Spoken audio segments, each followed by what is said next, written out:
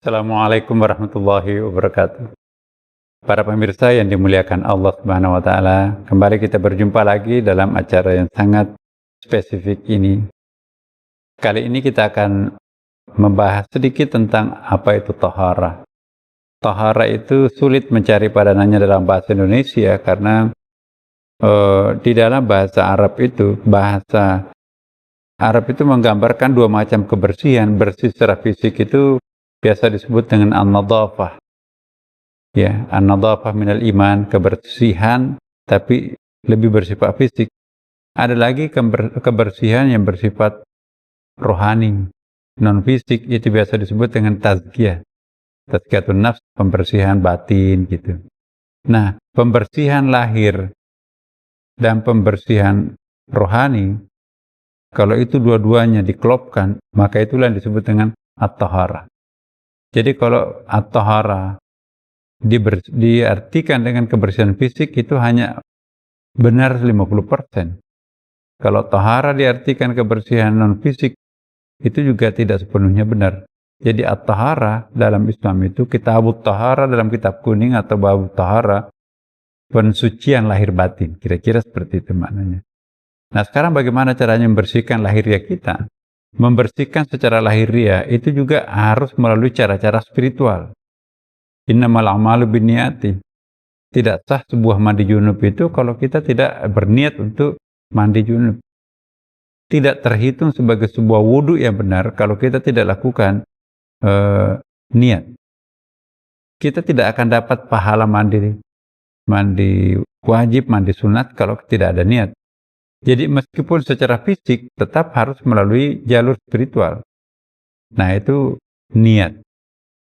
Tentu sebaliknya juga, pembersihan secara spiritual, secara rohani, batin, itu juga ada upaya fisik untuk bisa kita lakukan. Jadi bukan ujub-ujubnya tiba-tiba kita bersih batinnya. Tidak mungkin kita mendapatkan pembersihan batin kalau fisik ini tidak bersih. Bahkan dalam kitab fikih mengatakan 100 tahun kita sholat, tapi kalau kita belum pernah mandi junub yang benar, maka itu pun juga sholat itu tidak sah. Kenapa? Karena masih kategori tidak bersih. Maka itu jangan memandang enteng fikih, tapi juga orang fikih jangan memandang enteng tasawuf. Nah, saya ingin mengingatkan apa yang disebutkan oleh Ibnu Athaillah. Ya. Man tasawwafa walam yatafaqqaha, ya, fakat tasandaka. Ya. Waman tafaqqah walam tasawwaf fakat tafassaka. Waman jama'a bainahuma fakat tafaq. Barang siapa yang berfikih tanpa bertasawuf, zindik, rusak itu. Barang siapa yang bertasawuf tapi tanpa berfikih, itu juga rusak. Barang siapa yang gabungkan keduanya, maka itulah yang benar. Jadi ketika kita membersihkan diri, niatkan bahwa pembersihan itu bukan hanya memandi atau berwudu, membersihkan fisik, tapi juga batin kita. Ketika kita melakukan pembersihan batin, jangan hanya melakukan batin kita, tapi juga harus diawali dengan pembersihan lahir.